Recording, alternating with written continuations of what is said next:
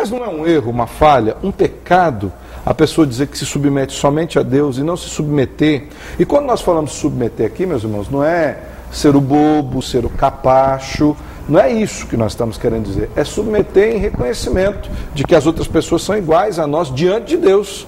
Deus ama a todos, Deus não vê bolso, Deus não vê status, Deus não vê cultura, Deus não vê nível social, Deus vê as pessoas que Ele fez. A Bíblia diz que Ele mesmo irá aplanar todo monte e irá aterrar todo vale. Não seria um pecado, pastor? Sim, eu acredito sim que essa colocação sua é muito oportuna, pastor, pelo seguinte, se o meu relacionamento de submissão e humildade em relação a Deus me coloca numa condição de ver que é Ele, somente Ele, é digno de toda a honra, glória, o Criador de todas as coisas, e eu sou pequenininho, e aí eu me submeto a Deus, mas Deus usa dos seus instrumentos, na sua instrumentalidade, dos homens também, que estão investidos de autoridade sobre nós, né? Eu me reporto para a situação de Davi mesmo. O próprio Davi, quando fugia lá de Absalão e aquela coisa toda, houve um camarada, um adversário seu, que vinha praguejando, jogando pedra e aquela coisa toda, e os seus fiéis ali, os seus soldados, queriam acabar com ele, falando, vou acabar com esse cara, quem é esse cara aí, para poder tratar com... Afrontar o rei, né? Afrontar o rei desse jeito. E o que ele disse? A submissão dele a Deus foi tamanha, e a humildade, embora sendo rei, ele falou, não toque nele, deixa, se ele tinha que fazer, porque Deus está permitindo. Então, para a gente conhecer assim, a maneira como Deus trata conosco, não é? Como ele forja o nosso caráter, até mesmo através das adversidades, e mesmo de um processo corretivo, de uma disciplina, mediante as autoridades humanas, eu acho que aí é humildade. Agora, humildade não é quando o camarada chega aqui e ele disse humilde para todo mundo. E na hora de vão ver, ele bate na mesa e diz, quem manda aqui sou eu. É uma humildade absurdamente subjetiva, né? Eu estava olhando aqui o texto, pastor, que o senhor leu aqui do Salmo 8, e ali no verso 6 diz o seguinte, Davi falando, que Deus deu domínio sobre as obras das mãos dele e sob seus pés tudo puseste, ou seja, Deus colocou nas mãos do homem o domínio sobre todas as coisas. Será que isso também não seria motivo de nós termos humildade, sabendo que todo poder, toda autoridade, que todo cargo que nós alcançarmos, todo louvor, toda glória vem de Deus, não foi Deus quem nos deu? Às vezes os homens usam isso como motivo de orgulho, né? É verdade. Verdade. Eu tenho autoridade, eu tenho domínio, né?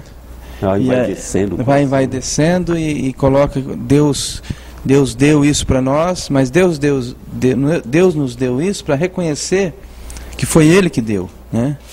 E às vezes nós nos orgulhamos. Por exemplo, Adão e Eva, né? Deus deu tudo para eles no Jardim do Éden. Verdade, pastor. Eles iam ter uma vida maravilhosa, mas mesmo assim se ensoberbeceram contra Deus. O próprio diabo, a Bíblia diz que ele tinha uma posição no céu maravilhosa, né? Era o querubim ungido de Deus lá e tal.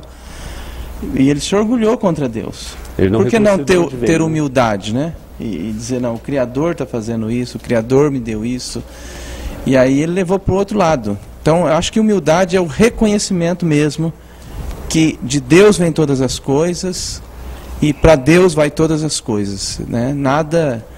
Inclusive aquele texto de Tiago, capítulo 1, sim, verso 13, ele é muito interessante. Ele diz assim, olha, atendei agora, vós que dizeis, hoje ou amanhã iremos para a cidade, lá passaremos um ano, negociaremos e teremos lucros.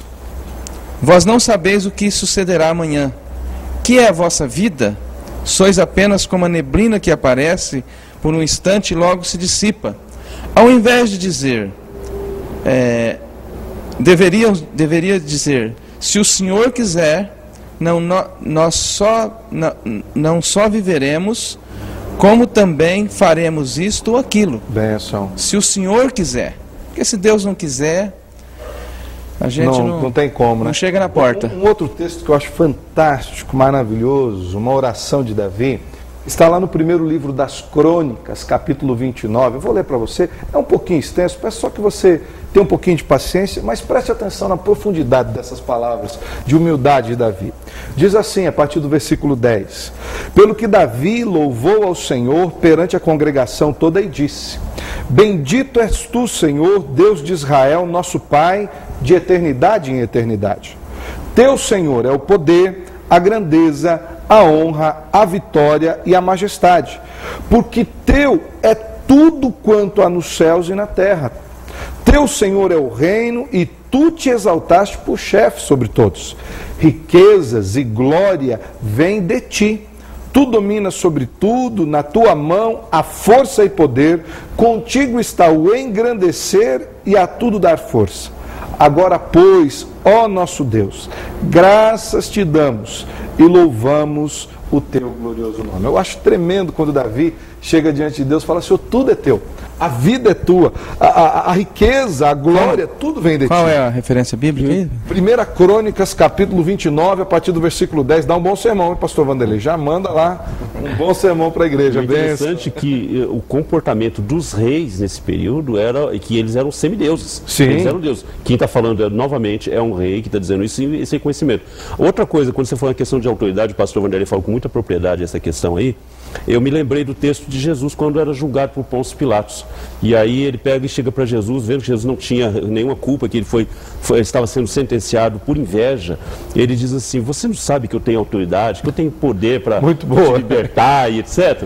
E Jesus então se volta para ele: nenhuma autoridade foi dada se não fosse o meu pai.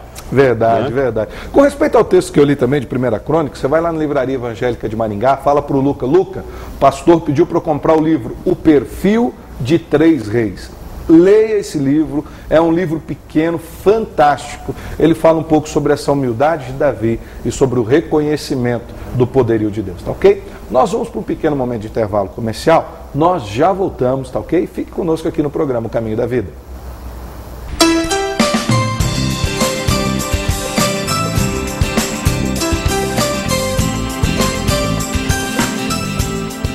Hidral Veículos, há 11 anos em Maringá, trabalhando com muito profissionalismo em direções hidráulicas, ar-condicionado, autoelétrica. Faça-nos uma visita na Avenida Colombo, 8062, próximo ao Estância Gaúcha. Posto de telhas Barra Bonita Limitada, telhas romana, portuguesa, americana, esmaltada, tijolos para churrasqueiras, telhas de vidro e impermeabilizante para telhado. Avenida Brasil, 1515.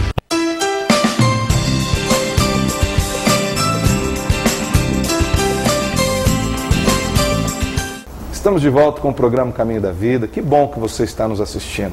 Esses dias nos deram um título que eu fiquei muito feliz, até não sei até quando que é merecido ou não, mas eu agradeço. Já umas 5 ou 6 pessoas nos disseram: pastor, o programa Caminho da Vida é a escola bíblica da TV aqui de Maringá. Fiquei muito feliz com esse título e espero que nós consigamos honrar esse título, sabendo que isso vem de Deus. E a nossa intenção é essa: discutir a Bíblia, levar para você uma palavra bíblica para que traga conhecimento ao seu coração. Lembrando você que quer ganhar uma Bíblia de presente, a Nova Bíblia Viva, ela está numa versão muito jóia, uma leitura muito fácil, eu tenho certeza que irá abençoar o seu coração. Você que quer ganhar essa Bíblia, que vai passar aí no seu vídeo, aí nós damos trabalho aqui para o Paulinho, para a Suzana, para eles focalizarem nesse negócio aqui, mas é bênção, tá ok? Você que quiser ganhar essa Bíblia Viva, você mande um torpedo agora dizendo: eu estou assistindo o programa e eu quero a Bíblia. Qual o número dos celulares que você manda ao torpedo? 8414-3979 e o 8414-3940.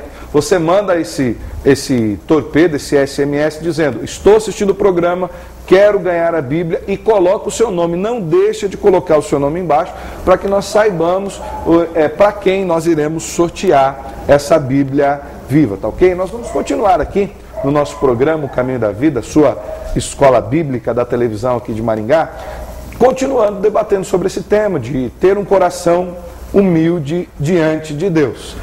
Pastor, o texto lá do Salmo 8, pastor Vanderlei, ele nos traz uma citação bastante interessante e até um tanto quanto inquietante.